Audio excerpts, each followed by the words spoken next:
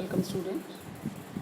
After studying about the various theories and the solution of social problem, अब हम बात करेंगे direction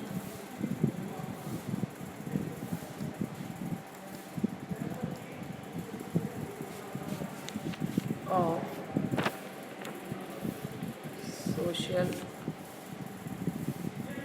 change and social problem. सामाजिक परिवर्तन की दिशा और सामाजिक समस्या। सामाजिक समस्या की जो डायरेक्शन है वो गिलिन, डेटमर, कॉबर्ट और केरल के अनुसार सामाजिक परिवर्तन की दो दिशाएं उल्लेखित की है। पहली प्राइमरी डायरेक्शन, दूसरा सेकेंडरी डायरेक्शन। अब प्राइमरी डायरेक्शन क्या है? जब किसी खोज अथवा आविष्कार को समाज नवाचार के रूप में स्वीकार कर लेता है तब उसमें जो परिवर्तन होता है वह प्राथमिक दिशा में परिवर्तन कहलाता है। और जब समाज नए नए साधनों का प्रयोग को स्वीकार कर लेता है तभी परिवर्तन प्राथमिक दिशा में होता है। अगर इसको समाज स्वीकार नहीं करता है तो ये नहीं होता है, विचलन की स्थिति उत्पन्न होती है। प्रथम अथवा मौलिक परिवर्तन प्राथमिक दिशा वाला परिवर्तन कहलाता है। इस प्रकार की दिशा का उल्लेख गिलिन और उसके सहयोगियों ने किया। जनसंख्या की आकस्मिक अदला बदली भी इसके अंतर्गत आती है। दूसरी बात करते हैं हम सेकेंडरी डायरेक्शन की या द्वितीय परिवर्तन। परिवर्तन की दैत्यिक दिशा से गिलिन और उसके साथियों का तात्पर्य यह है कि परिवर्तन के फलस्वरूप उत्पन्न कुसमायोजन, जब भी चेंज होता है उसकी वजह से संयोजन तो ऑब्वियस है, बिना एडजस्टमेंट के जब तक कि वह समाज में पूरा समायोजित नहीं होगा तब तक सारे लोग उसको एक्सेप्ट नहीं कर लेते हैं, उसको अडॉप्ट नहीं कर लेते हैं, तब तक समस्या रहती है। तो कुसमायोजन से है, जैसे 1947 में भारत पाकिस्तान के बंटवारे में जनसंख्या की जो अदला बदली हुई थी, जो सामाजिक कुसमायोजन पैदा हुआ वो परिवर्तन का दैत्य या सेकेंडरी दिशा का परिवर्तन है, क्योंकि उसकी वजह से बहुत सारे जो है प्रॉब्लम्स आई और डायरेक्टली इनडायरेक्टली जनता और प्रशासन जो था, शासन या सरकारें जो थी वह भी प्रभावित हुई। उनमें से अनेक सामाजिक समस्या उत्पन्न हुई, जैसे सांप्रदायिकता, दंगे, शरण, हत्याएं। जैसा कि मैंने अभी आपको बताया ना, शासन को भी और जनता को भी उसके समायोजन की वजह से जो समस्याएं उत्पन्न हुई, इसलिए उसको सेकेंडरी डायरेक्शन ऑफ चेंज कहा जाता है। देखिए, समाजशास्त्र और सामाजिक समस्या दोनों का संबंध जो यदि हम कहें तो बहुत इम्पोर्टेंट है, क्योंकि समाजशास्त्र का उन सभी कारणों या कारकों आदि में घनिष्ठ संबंध इसलिए है क्योंकि वह प्रत्यक्ष या अप्रत्यक्ष रूप से सामाजिक व्यवस्था को प्रभावित करता है। और अगर सामाजिक व्यवस्था समाज में सही नहीं होती है तो समाज में कंटिन्यूटी नहीं रहती है, समाज में स्थिरता नहीं रहती है। और जब समाज में स्थिरता नहीं रहती है तो समाज में जो लोग रह रहे होते हैं उनके लिए उनके जो लक्ष्य है उनकी पूर्ति नहीं हो पाती है। तो इसलिए समाजशास्त्र का सामाजिक समस्याओं के साथ केवल घनिष्ठ ही नहीं बल्कि ये तो समाजशास्त्र का अध्ययन का क्षेत्र है और विषय सामग्री भी है। कई बार मैं स्टूडेंट को कहती हूँ कि हम सोशियोलॉजी के स्टूडेंट MLA हैं, MLA means my leg is also. हम साइंस की बात करें तो उसमें सोशियोलॉजी पढ़ा जाता है। इवन आपने शायद आपको पता होगा जितनी भी IITs है उसमें समाजशास्त्र विषय पढ़ाया जाता है। अगर मैं मेडिसिन की बात करूं, चिकित्सा की बात करूं, तो वहाँ भी preventive social medicine PSM department होता है। तो मतलब समाज जो है, क्योंकि सारी चीज़ें समाज के इर्द गिर्द होती है और समाजशास्त्र समाज का अध्ययन करता है, तो ऑटोमेटिकली ये सारा डायरेक्टली और इनडायरेक्टली कहीं ना कहीं समाज से जो है वो संबंधित होती है। समाजशास्त्र में सामाजिक समस्याओं का जो अध्ययन है उसको हम दो पर्सपेक्टिव से देखते हैं। पहला पर्सपेक्टिव वैज्ञानिक और दूसरा है मानविकी या मानवीय। जब हम फर्स्ट ईयर में वेदर सोशियोलॉजी इज साइंस और नॉट, या जब हम परसेप्शन की बात कर रहे थे, तब भी वहाँ हमने दो परसेप्शन के बारे में बात करी और आज भी हम यहाँ पर दो परसेप्शन की बात करते हैं। समाजशास्त्र में सामाजिक समस्याओं का अध्ययन किस परिप्रेक्ष्य में वैज्ञानिक या मानविकी से होना है, ये भी व्यक्ति अपने अनुसार जो है वो तय करता है। पहला में या जो हम वैज्ञानिक की यदि बात करते हैं तो वैज्ञानिक परिप्रेक्ष्य में आपका एप्टीट्यूड जो है, आपका जो दृष्टिकोण है वह वैज्ञानिक होना चाहिए, रेशनल होना चाहिए, तार्किक दृष्टिकोण से होना चाहिए। उनमें बहुत सारे प्रश्नों को दिमाग में रखते हुए, जैसे समस्या का कथन या समस्या किससे संबंधित है, प्राकल्पना का निर्माण करना, सामग्री का संकलन व अवलोकन व परीक्षण करना। अब आप ये कहोगे हमने ये सारी बातें फर्स्ट ईयर के सेकंड पेपर में पढ़ी थी। सपोज़ पहले बात तो हम डिफाइन करेंगे, चाइल्ड मैरिज क्या है, किसको कहा जाता है, इसको परिभाषित किया। अब चाइल्ड मैरिज के कारणों को क्या है, हम टेबल चेयर पे बैठ के, कमरे में बैठ के कारण ढूंढने का प्रयास नहीं करेंगे। हम जाएंगे सर्वे द्वारा अपने साथ में टूल लेके, टूल मतलब औजार लेके। औजार क्या होगा आपका, या तो इंटरव्यू होगा या क्वेश्चनर होगा या ऑब्जर्वेशन होगा। ये सारी इन उपकरणों का प्रयोग करते हुए हम जो है तथ्य संकलन करेंगे और तथ्य संकलन करने के बाद ही जो है हम किसी निष्कर्ष पर पहुंचेंगे कि ये जो चीज़ें हैं वो बाल विवाह के लिए रिस्पॉन्सिबल रीजंस है। हवा में बात नहीं करेंगे, जो भी बात करेंगे हम रेशनली करेंगे। तो इस तार्किक दृष्टिकोण को अपनाते हुए हम किसी निष्कर्ष पर पहुंचते हैं, वो क्या कहलाता है, वैज्ञानिक। हम उनमें मोटे तौर पे इम्पॉर्टेंट प्रश्न जो होते हैं वह है क्या है, what it is, how it is, कैसे है, why it is and what will it be.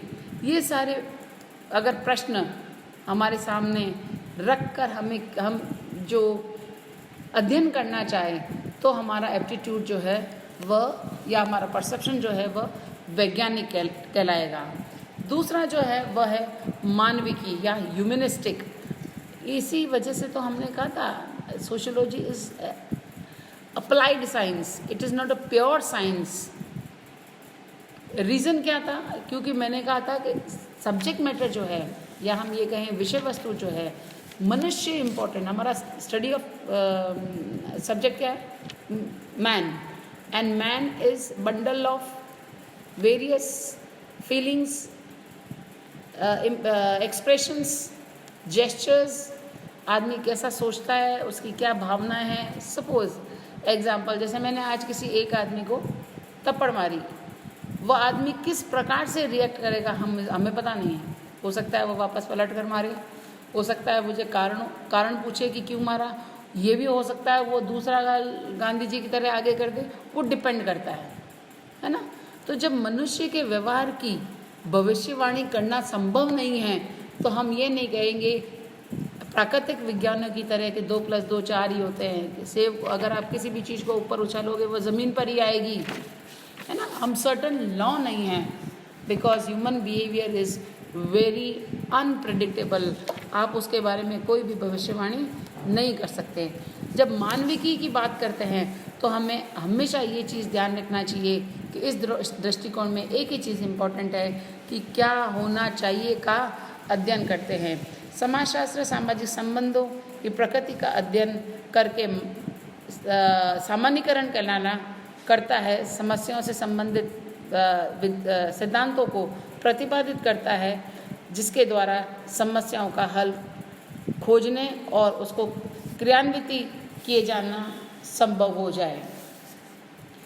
मानविकी दृष्टिकोण या इस परिप्रेक्ष्य को मानने वाले लोगों का सामाजिक समस्याओं का अध्ययन करने के साथ साथ उनके साधनों की योजना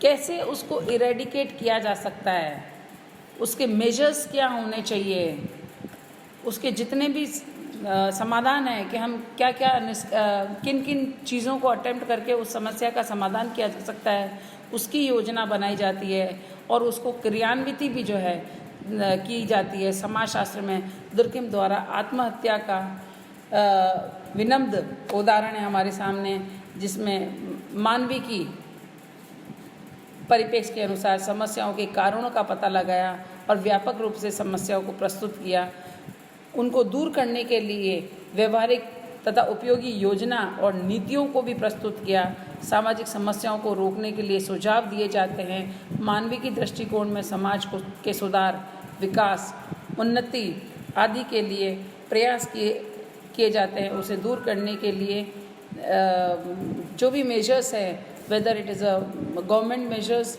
और वॉलंटरी मेजर्स, उन मेजर्स को जो है काम में लिया जाता है। बाल अपराध तथा अपराध से संबंध में जो अन्वेषण किया गया है, जैसे मैंने आपको बताया कि there is a very strong relation between broken home and juvenile delinquency. बाल अपराध और टूटे हुए परिवार में बहुत घनिष्ठ संबंध है, विघटित परिवार में। तो अगर यदि हम परिवार को ऑर्गेनाइज कर लें या हम परिवार को विघटित होने से बचा लें, तो हम बाल अपराधों की संख्या पर भी हम काबू कर पाते हैं। बाल अपराध और अपराधों के संबंध में जो अन्वेषण किया जाए, उन समस्याओं के कारणों को खोजा जाए और अपराधियों को सुधारने के लिए डिफरेंट जो तरीके हैं उनका पता लगाया जाए। सुधारात्मक योजना तैयार की जाएगी। इसी प्रकार विवाह विच्छेद, चाहे वो भिक्षावृत्ति हो, चाहे वह नशाखोरी हो। आपने नशाखोरी में आपने देखा होगा हमारे यहाँ बहुत सारे रिहेबिलिटेशन सेंटर्स हैं ड्रग्स के लिए। तो इन्हीं सभी चीज़ों की वजह से जो है मानविकी में और साइंटिफिक क्या होना चाहिए, क्या है और इनके कारण क्या है, इसका पता लगाता है। मानविकी में क्या होना चाहिए, हम इसको सुधार के लिए क्या करना चाहिए, इसका अध्ययन करते हैं। समाजशास्त्र में सामाजिक समस्याओं का मानविकी और वैज्ञानिक दृष्टिकोण में जो अध्ययन किया जाता है वह निम्न प्रकार से है। समाजशास्त्र सामाजिक समस्याओं के सभी पक्षों का अध्ययन करता है। सामाजिक समस्याओं का अध्ययन वैज्ञानिक व मानविकी दोनों दृष्टिकोण से होता है। समस्या का समाधान के लिए रचनात्मक योजना तैयार करने के लिए सभी प्रकार की जानकारी योजनाकारों को। अब आप ये कहेंगे कि क्यों साइंटिफिक की ज़रूरत है, हम सीधा मानविकी ही क्यों न ले लें? तो एक इम्पॉर्टेंट कारण मैं आपको ये बता दूं कि जब तक अगर हमें तर्क के आधार पर यदि किसी समस्या का कारण नहीं पता लगा पाए, तो जो अगर हम समाधान दे रहे हैं वो उसको अटेम्प्ट नहीं कर पाएगा। जैसे फॉर एग्जांपल अगर हम दहेज की बात करें तो दहेज अशिक्षा की वजह से भी होती है, और दहेज जो है वो महिलाओं के जो है आत्मनिर्भर करने की पर भी अटेम्प्ट करने वाली बात होनी चाहिए। जैसे अगर कोई महिला पढ़ी लिखी है और वो अपनी नौकरी खुद करती है तो किसी पे बोझा नहीं है। पेरेंट्स भी जो है बहुत सी बार जो है, चाहे वो रिलीजियस प्रेशर की वजह से, या हम ये कहें गरीबी की वजह से, या हम ये कहें कि योग्य वर नहीं मिलने की वजह से, कारण बहुत सारे हैं। मगर यदि हम खाली सिर्फ अशिक्षा को ही अटेम्प्ट करें तो हम इसको इरेडिकेट नहीं कर पाएंगे। हमें बहुत सारी चीज़ों को ध्यान में रखना चाहिए कि हमें शिक्षा पर तो काम करना ही है, अशिक्षा के साथ साथ हमें महिलाओं को भी जो है अपने पैरों पर या स्वावलंबी बनाना पड़ेगा, जिससे वह खुद अपना जीवन यापन कर सके। उसके साथ हमें हमारे जो दृष्टिकोण में बदलाव लानी है। उसके अलावा अगर ऐसा हो जाता है तो हमें कानून में भी बदलाव लाना चाहिए। तो बहुत सारे रीजंस होते हैं। जैसे मैंने आपको पहले जब एक बार बाल विवाह के बारे में बताया कि आज भी जबकि बहुत साल हो गए, इट वॉज इन 1929 नियम बना था बाल विवाह का, बट आज भी बाल विवाह देखने को मिलता है। उसके पीछे कारण क्या है कि बाल विवाह का एक सबसे बड़ा लॉ का लेक्यूना है। लॉ का लेक्यूना ये है कि एक बार यदि बाल विवाह हो जाता है, चाहे वो पुलिस से किसी से भी छुपके छुपाते हुए अगर दो परिवार जो है अपने बच्चों की शादियां कर देते हैं, बट बाद में वह शादी जो है इलीगल नहीं होती है। तो एक बार करके आ जाओ, उसके बाद you are in front of law, तो कोई दिक्कत नहीं है। अब ऐसी स्थिति में यदि कानून के पास ये एक ठोस कदम हो कि भाई जो है अगर बाल विवाह हो गया है तो इसका डेसोलेशन होना चाहिए, या इसको विवाह विच्छेद होना चाहिए, या इस विवाह को मान्यता ही नहीं दी जानी चाहिए, ऐसी स्थिति उत्पन्न होती है तो ऑब्वियसली इस पर अंकुश लगाया जा सकता है। तो आज कई बार चाहे एनजीओज़ की बात करूं या लोगों की बात करूं, तो कई लोगों के सामने ये आती है कि भाई कानून तो है बाल विवाह का, मगर विवाह होने के बाद कुछ नहीं होता है। तो जब ऐसी स्थिति है तो ये जो कारण है, इसका हम अगर समाज में जाके और साइंटिफिक तरीके से रीजंस ढूंढने का प्रयास करेंगे तभी हमें मिल पाएगा, और तभी हम उसको इरेडिकेट करने का प्रयास कर पाएंगे। सामाजिक समस्याओं क्या है, क्यों है, कैसे है और क्या होगा और क्या होना चाहिए आदि सभी दृष्टिकोण को संबंधित कार्य कारण का अध्ययन करता है। सामाजिक समस्याओं के प्रति लोगों को जागरूकता पैदा करता है। सामाजिक समस्याओं में के प्राथमिक व द्वितीय दिशाओं में परिवर्तन की जानकारी देता है। सामाजिक समस्याओं के वैज्ञानिक अध्ययन को संभव बनाता है। Thank you, and this is end of our topic social problem.